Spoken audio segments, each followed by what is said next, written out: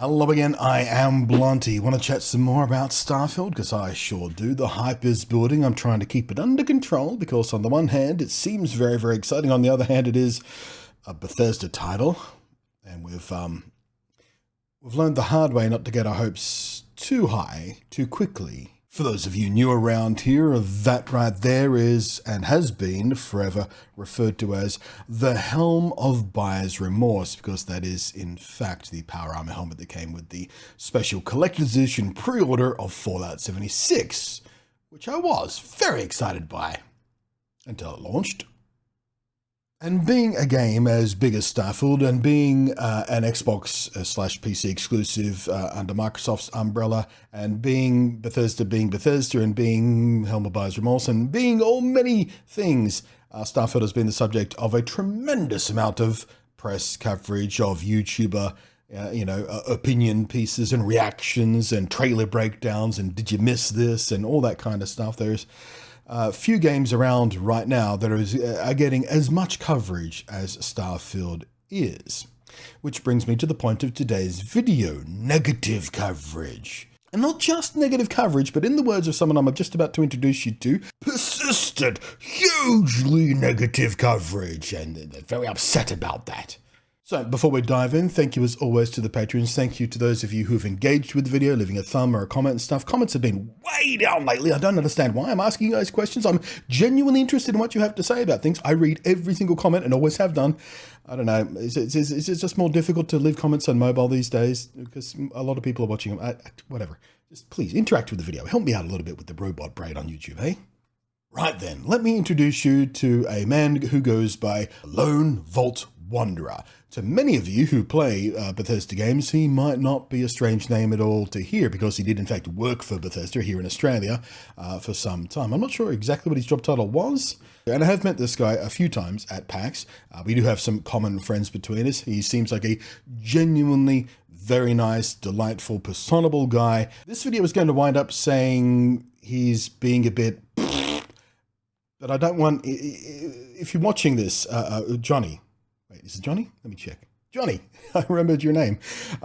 If you're watching this, Johnny, it's nothing personal, but I don't think you're looking at this from a complete perspective. So let's have a look at what Lone Vault Wanderer had to say about the coverage from one specific outlet in particular, but this can be sort of broadly applied in some people's view. But let me read you his tweet. Pretty disappointed that PC Gamer, the publication, has taken on this persistent, hugely negative coverage of Starfield. Really enjoy the website too, but stuff like this makes it harder to support them. Which is kind of the attitude I've got towards Lone Vault Wanderer. You know, he's, like I said, he's a lovely guy. I've got nothing against him whatsoever, or anything he's ever said really has annoyed me, or it's just this one particular take that just has inspired a video today, because it's just not true. His tweet got a lot of reactions to people who were thinking it is true. Let's continue. So the specific screenshot of the article he's got up here is from PC Gamer, a tweet of theirs, linking to one of their articles they've just published. Starfield aims to capture the desolation of space, but is a mostly empty void what we want from an RPG location? Well, for a start, that headline is very misleading because we already know that even the desolate planets are going to have procedurally generated things on them to go find, little outposts and things in bits and pieces, and some are just going to be desolate, but are going to be covered in minerals that are really good for mining and stuff like that. There are, reasons to go to desolate planets, and there's going to be, was the number 100 handcrafted planets that are full of, NPCs and places to go see and all this sort of stuff. So it's pretty unfair to call the scope of this game desolate.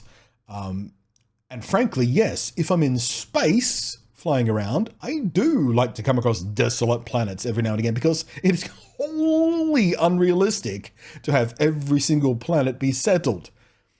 For a start, that's massively resource inefficient for any kind of colonization.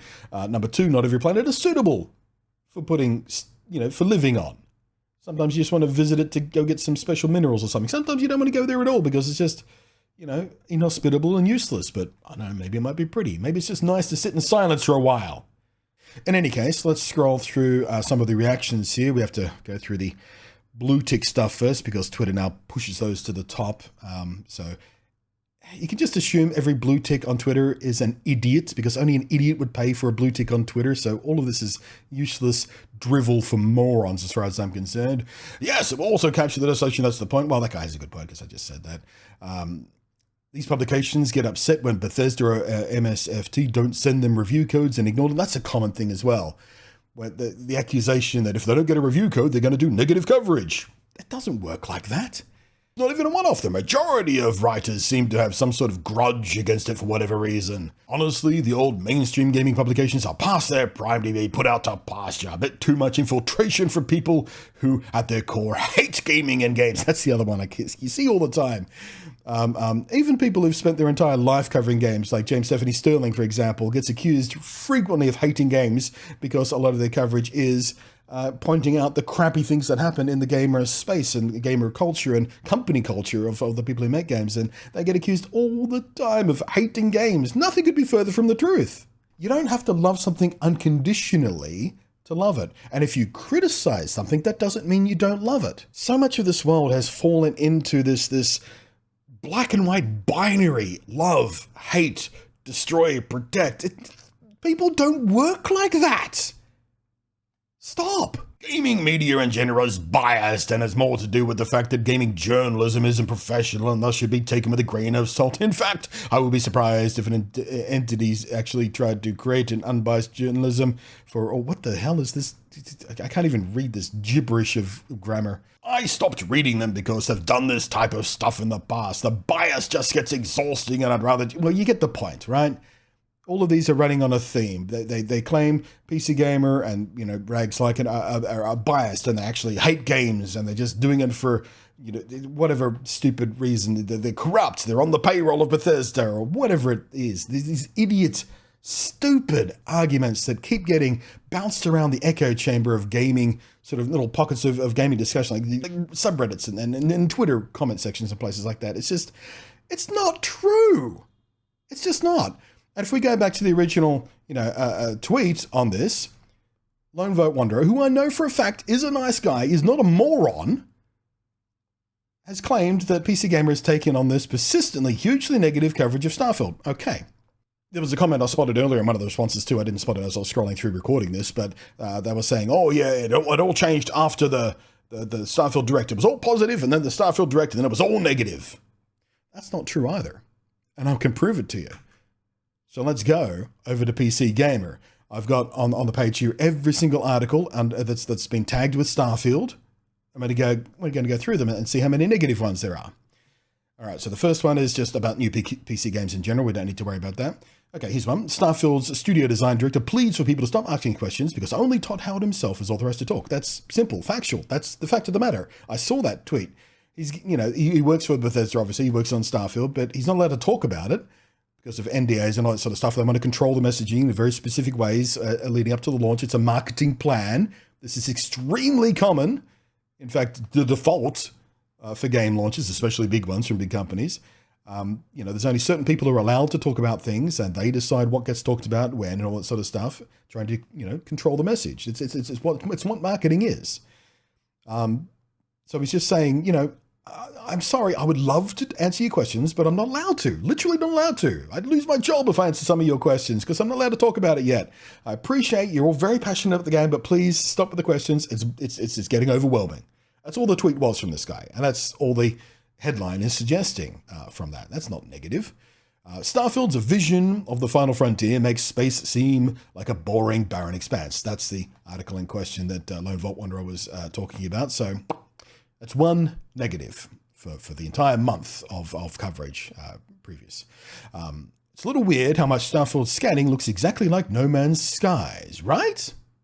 That's not negative either. That's a fact. The very first frames of reveal of this game, when they did the first teaser and the first glimpses we saw of gameplay, I said that. I go look for the tweet. If I find it, I'll stick it up here. I'm not going to look very hard because I'm lazy this morning. I've got other things to do. But I said that. It looks very, very much like No Man's Sky. A lot of the interface does, as a matter of fact. So that's not negative. That's just, that's the consensus, basically, that's happening out there. Lots of people have been talking about that for a very long time.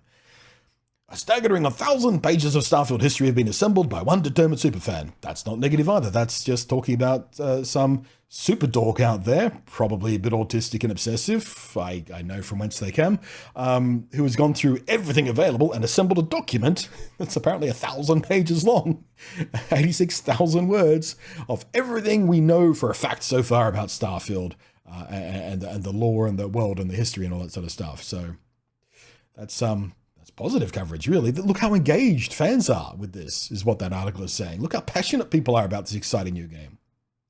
Overeager Starfield fans are collaging ships with trailer cutouts and Photoshop. That is a really fun story as well. I didn't see this report. I saw it reported somewhere else, retweeted or something, I think. But someone in the Starfield community, I think on Reddit or something, went through the trailers and, clipped out in Photoshop or whatever, all the little segments of the shipbuilding stuff. So all the little modules, every time there was a module shown on screen, they clipped it out and they started sort of copy pasting together ships that they might be able to build. And they did a reasonably convincing silhouette of a Millennium Falcon, for example. So that's not negative. Starfield, everything we know about Bethesda's next RPG. That's just a listicle type thing. Very, very common for game coverage. There'll be, that's not negative at all. Starfield sleuths are combing through game footage for spoons. Bit of a weird article, but fun story because while you have seen other cutlery in the trailers, spoons are missing, apparently. Starfield only having 4 romanceable NPCs is a good thing, says Dragon Age veteran. That's not a negative story. That's a matter of opinion. The argument on that kind of stuff is, well, do you want 4 really well written, really detailed, really deep romance options? Or do you want a romance pretty much any way you can come across, but of course nobody's going to have time to fully flesh out every single romance storyline there could possibly be with every single character. That's just in a game of this scope, that might be a bit much. I'm on board with the more detailed one. I don't know, 4 is good enough? I think maybe closer to 6, 8 maybe, just to cover a few more personality types, a few more orientations, for example. How many does Cyberpunk have? Starfield and Baldur's Gate 3 have reignited the quantity versus quality debate around RPGs that promise billions of hours of game. I don't know if anyone's promised billions of hours from either of these games, but whatever. But I think they can actually deliver. And that's a standard old debate as well that's been going on in gaming for a very long time now. Handcrafted RPG that lasts maybe 40 hours versus something like, well, to use a very apt example, Skyrim. It's the old, depth versus width kind of argument, where the balance lies, and that's a very, very personal thing. There is no winner in that debate. People just like talking about it because they like thinking about what they like in games and why they like games and why they like certain types of games. There's, that's not a negative article, that's a nothing article. That's just a standard debate that we've been having for decades of gaming. What if Baldur's Gate 3 is just getting out of Starfield's way by launching a month early? What if it's better? Again, it's a nothing article. It's not negative against Starfield. It's just saying, hey, these are 2 big, massive RPG games that a lot of people are very excited about. Which one is better? Did the launch date move around and was it planned to get out of Starfield's way, or did they want to go first because they want to, pull the rug out from under Starfield?